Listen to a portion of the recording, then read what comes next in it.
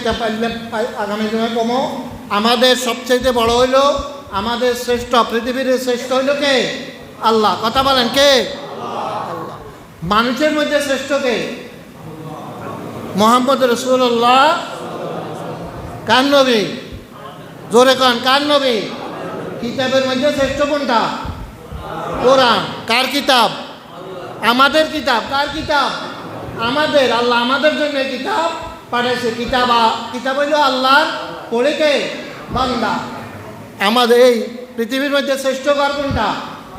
মসজিদ। কোন ঘর? মসজিদ। এরপরে আপনার পৃথিবীর মধ্যে শ্রেষ্ঠ জাতি কোনটা?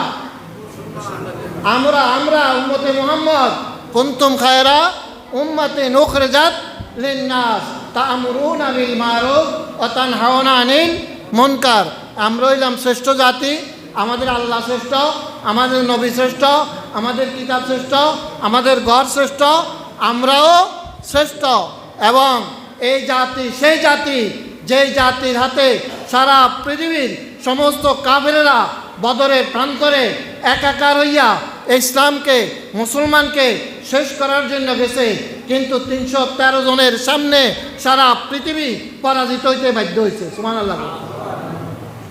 কেন? কেন? ওই যে আপনার আফগানিস্তানে যখন যুদ্ধ হয়েছিল, চেচনিয়া, ছোট্ট একটা শহর চেচনিয়া, রাশিয়ার, তখন চেচনিয়ার আপনার যে প্রধান ছিল, ও বলছে যে তোমরা যুদ্ধ করো, এই যুদ্ধে আমরা জিতবই, আমরা হারবো না, কারণ আমাদের সাথে কে আছে?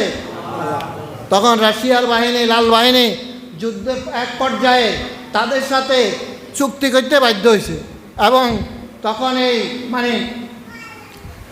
রাশিয়ার ওই সেনাপতি বলছে যে প্রেসিডেন্টকে বলছিল যে প্রেসিডেন্ট সাহেব, এই পুতিন, এখনকার যে প্রধান পুতিন, বলছে বালাদিয়া পুতিন, তাকে বলতেছিল যে এই জাতিকে পরাজিত করা সম্ভব না, কারণ এরা বন্দুকের আগার মধ্যে তাহাদের জান্নাত দেখে, আর আমরা বন্দুকের আগার মধ্যে আমাদের মৃত্যু দেখি। সুবহানাল্লাহ। কথা বুঝেন না? এরা বন্দুকের আঘাত, তাদের কি দেখে? জান্নাত দেখে। তারা মনে করে মারা গেলেই তারা কোথায়? জান্নাতে যাবে। আর আমরা চিন্তা করি মরলে আমরা শেষ, দুনিয়াও নাই, আখিরাতও নাই। অতএব এই জাতির সামনে টোটা দিয়া, বন্দুক দিয়া যুদ্ধ করে জয় ছিনিয়ে আনা সম্ভব। আমরা সেই জাতি, যে জাতি খাজুরের ডাইলা দিয়ে বাড়ি দেনের লগে কাপের একাকার মেশাকার হইয়া গেছে। আজকে ইমানের জোর কমে গেছে। আজকে আমাদের তাকওয়া, ইমান, আমাদের হিম্মত কমে গেছে। তারপরও আলহামদুলিল্লাহ, আলহামদুলিল্লাহ কর না।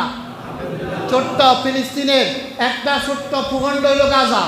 ফিলিস্তিনের এই 7 থেকে একটু বড়, নোয়াখালী থেকে ছোট, অল্প কিছু আঙ্গুর 7 কিলো যা লোক বাস করে, গাজাতে এতগুলো লোকও বাস করে না।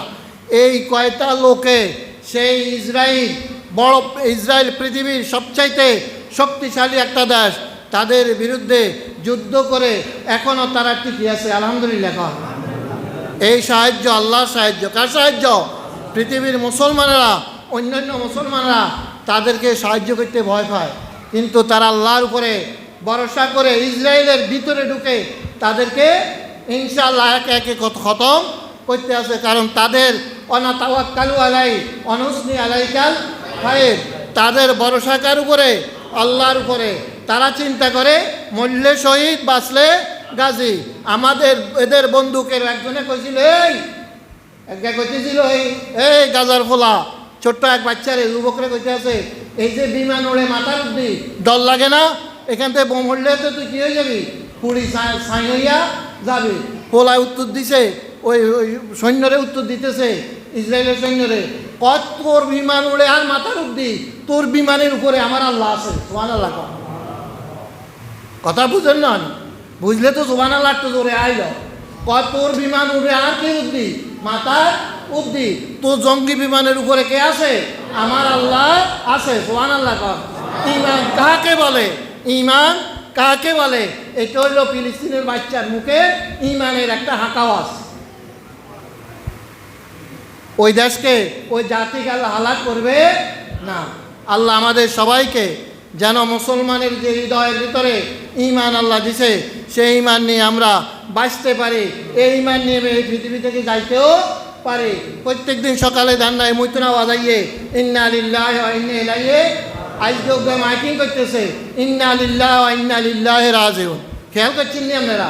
আই উনছি ইন্না লিল্লাহি ওয়া ইন্না ইলাইহি রাজিউন।